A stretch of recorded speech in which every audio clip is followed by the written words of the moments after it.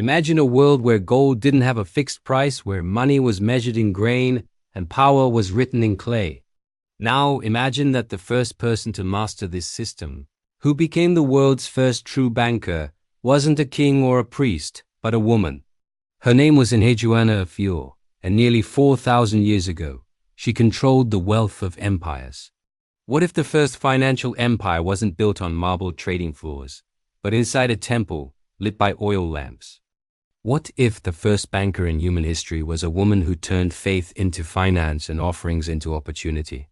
Before the great dynasties of Europe, before the golden coins of Rome or the ledgers of Venice, there was her. Stay until the end to discover how this forgotten woman built the earliest financial network in the world, how she made fortunes that shaped kingdoms, and why her name was almost erased from history. If stories like this fascinate you, subscribe and join our journey through the lost chapters of human ambition. To understand how one woman became the world's first banker, we must first understand the world she lived in. Around 2,000 years before the birth of Christ, in the fertile lands between the Tigris and the Euphrates rivers, a city rose from the desert dust. Its name was Ur.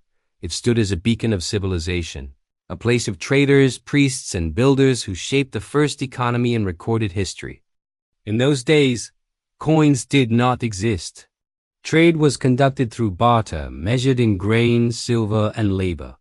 Barley served as a unit of value, and contracts were pressed into wet clay with a stylus. Each transaction was sealed by witnesses, creating a physical record of trust.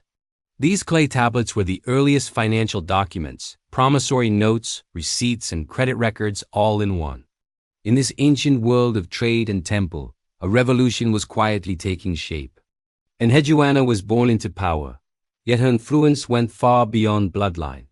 She was the daughter of Sargon the Great, the conqueror who united the Sumerian city-states into the first known empire.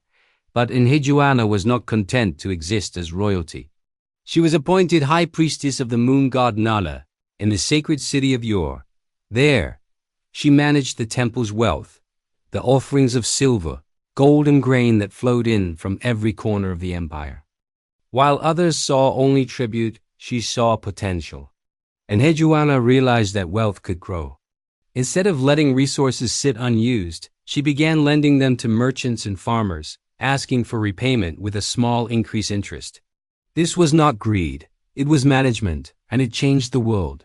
Her temple became the beating heart of Ur's economy, a place where merchants came not only to pray, but to borrow and invest. The people trusted her, for she was both priestess and banker, blessed by the gods and grounded in reason. What Enheduanna created was revolutionary. She organized records of deposits and loans, established rates of return, and introduced accountability.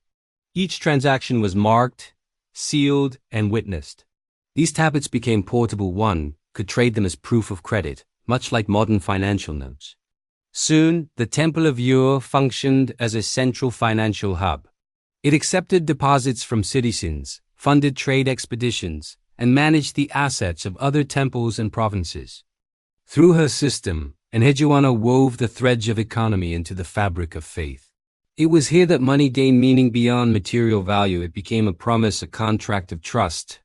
And behind every promise stood Enheduanna, the woman who had turned belief into business. Enheduanna understood that wealth is not only about silver or barley, it is about faith and stability.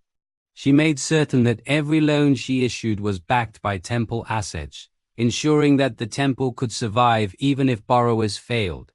She turned risk into reliability. As merchants traveled across the Fertile Crescent from the harbors of the Persian Gulf to the mountains of Anatolia, they carried her clay contracts. Her reputation was so respected that to owe Enheduanna was to owe the gods themselves. Through trust, she built an empire greater than any army could conquer. Her temple's network of trade expanded across deserts and seas, exchanging not only goods but information and security. In a time before paper or coins, she had created the invisible architecture of finance, the first system of organized credit. But even brilliance cannot escape the tides of politics. When Sargon's empire began to crumble, rival rulers saw Enheduanna's influence as a threat. Her temple was attacked, her wealth seized, and her name defiled. In exile, she wrote powerful hymns pleading for restoration, blending divine praise with personal lament.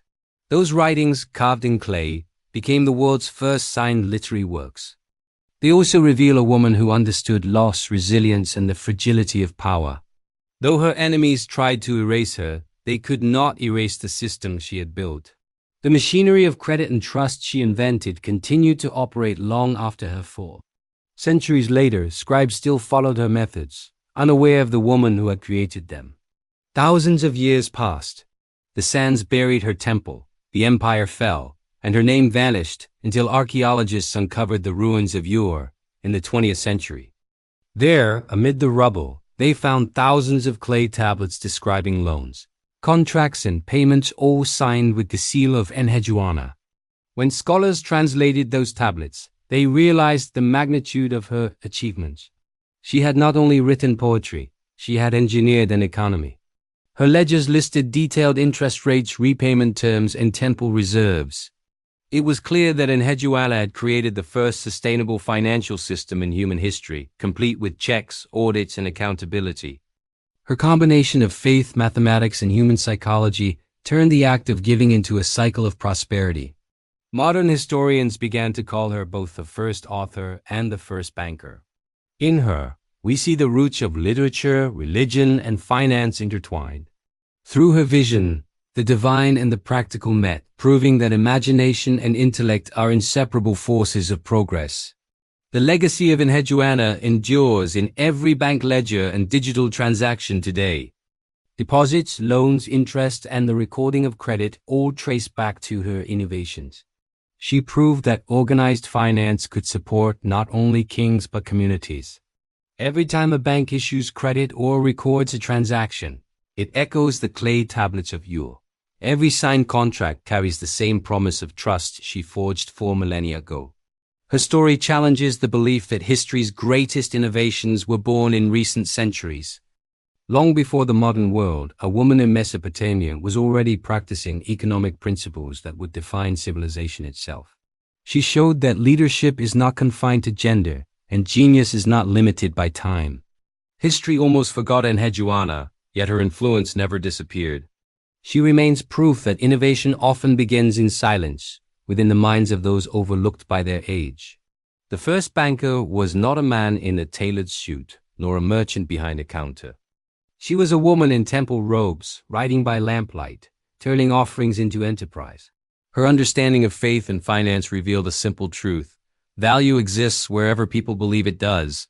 So when you deposit money, sign a contract, or transfer funds across the digital world, remember the woman who began it all. Remember Enheduanna of Ur, the priestess who transformed devotion into wealth and built the first financial empire in human history. If this story inspired you, subscribe to the channel and join us as we uncover more forgotten geniuses who shaped our world. Because the past is not a distant memory, it is the foundation of everything we build today.